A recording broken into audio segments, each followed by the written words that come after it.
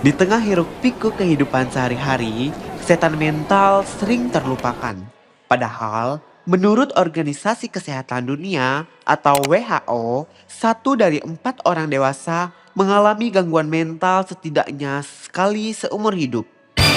Video ini akan membahas apa itu kesehatan mental, gejala umumnya, penyebabnya, serta cara sederhana menjaganya dengan bijaksana dan tanpa stigma apapun. Mari kita mulai.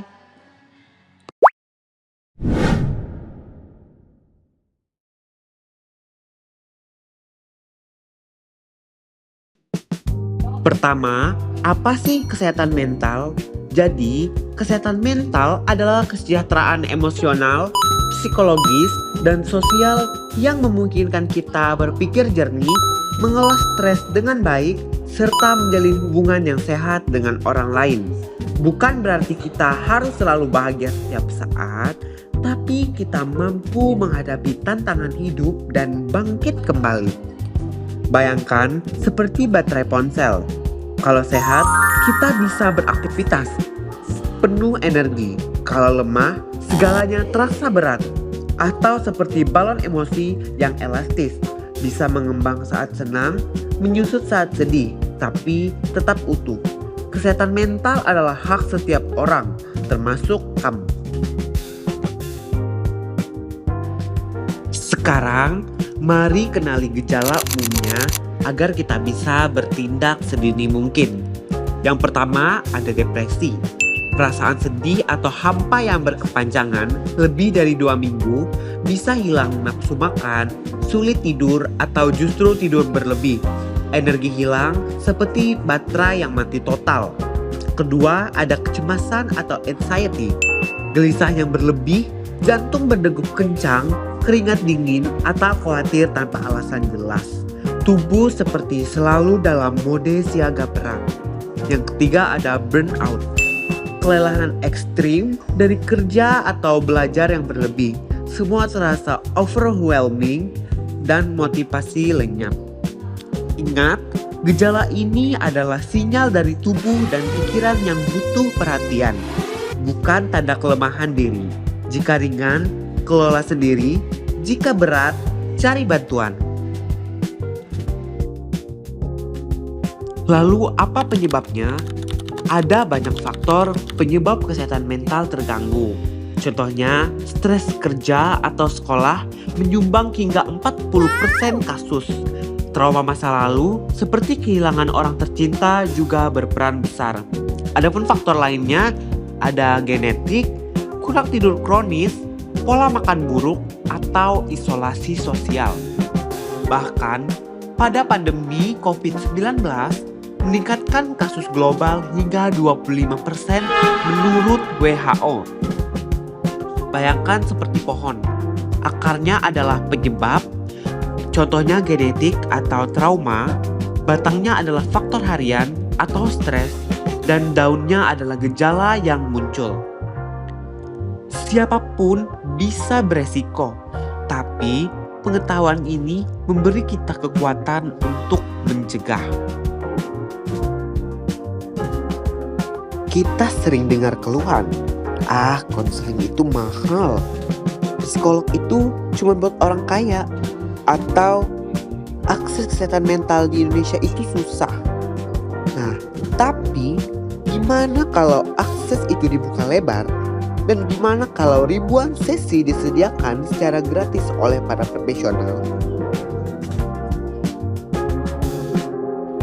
Mengutip data dari IPK Indonesia atau Ikatan Psikologis Klinis Indonesia, di depan layar kita ini menceritakan sebuah anomali. Di tengah teriakan minta tolong netizen di media sosial, ada banyak fakta pahit. Dari 1.200 sesi konseling gratis yang disediakan, hampir setengahnya, tepatnya 504 sesi tidak terlaksana. Dan 380 sesi orang menghilang tanpa kabar, alias ghosting psikolognya sendiri. Kenapa kita begitu vokal soal kesehatan mental di layar ponsel, tapi begitu ragu saat bantuan itu sudah di depan mata. Hari ini kita akan bedah wajah asli kesehatan mental Indonesia lewat angka-angka ini. Mari kita bicara soal siapa yang paling berani melangkah. Angkanya mencolok, sekitar 88,9% klien adalah perempuan. Perbandingannya sangat jomplang dengan laki-laki yang hanya 11,1%. Apakah ini berarti perempuan Indonesia lebih rapuh? Tentu tidak. Secara psikologis, ini menunjukkan bahwa perempuan jauh lebih literal dan berani mengekspresikan kerentanan mereka. Sebaliknya, angka 11% laki-laki ini adalah alarm. Di budaya kita, laki-laki masih sering dibebani stigma toxic masculinity. Laki-laki nggak boleh nangis, laki-laki harus kuat, laki-laki kalau curhat dianggap lemah. Akhirnya, banyak laki-laki yang memendam bom waktu di kepalanya sendiri. Lalu lihat usianya, rentang 16 sampai 31 tahun mendominasi. Ini adalah usia produktif, usia di mana kita dipaksa sukses cepat oleh standar media sosial, tapi dihantam realita ekonomi yang sulit. Statusnya kebanyakan adalah mahasiswa dan karyawan swasta. Tekanan akademik dan burnout di kantor bukan lagi sekedar bumbu cerita, tapi sudah jadi penyebab gangguan utama fungsi mental di Indonesia. Apa sih yang sebenarnya dirasakan masyarakat kita? Nah, data ini bicara jujur. Peringkat pertama adalah gangguan kecemasan atau anxiety, disusul oleh depresi. Tapi yang menarik, posisi ketiga adalah masalah dengan pasangan atau keluarga. Ini membuktikan suatu hal. Kesehatan mental kita tidak berdiri sendiri. Kita stres bukan cuma karena pikiran kita, tapi karena lingkungan terdekat kita. Rumah yang harusnya jadi tempat pulang seringkali malah jadi sumber trauma. Banyak lulusan S1 dan SMA, hampir 90% total klien yang mencari bantuan. Ini mematahkan mitos kalau isu mental health itu cuma isu anak kota yang kurang bersyukur atau orang kurang agama. Siapapun, mau setinggi apapun, apa pendidikannya, bisa kena depresi. Karena depresi tidak butuh izin untuk masuk ke pikiran seseorang. Data tahun 2022 ini adalah cermin yang menunjukkan kalau kita sudah mulai sadar, tapi belum sepenuhnya siap untuk berkomitmen pulih. Kita sudah berani mengaku sakit, tapi masih sering ragu untuk berobat.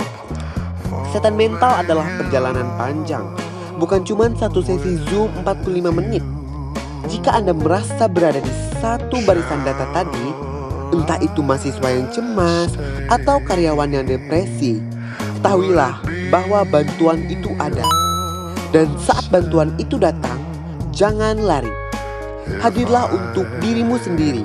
Karena pada akhirnya, angka-angka dalam infografis ini bukan sekedar data statistik. Mereka adalah nyawa. Mereka adalah manusia. Dan salah satunya mungkin adalah kamu. Kapan kita harus mencari bantuan profesional?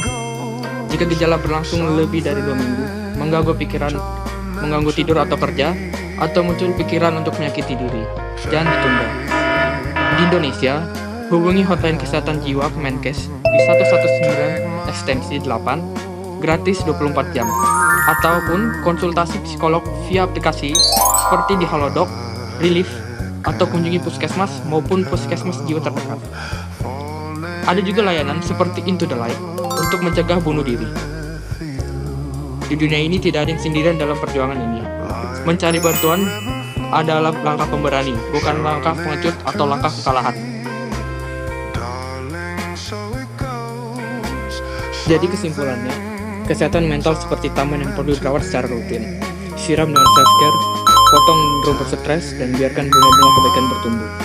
Mulai hari ini, rawat dirimu dan bijaksana. Kamu berharga, dan dunia butuh versi terbaik dari dirimu. Share video ini ke teman yang mungkin butuh. Tag mereka di komentar, ceritakan pengalamanmu, atau like dan subscribe untuk tips lebih lanjut. Terima kasih telah menonton, semoga pikiranmu selalu damai, sampai jumpa.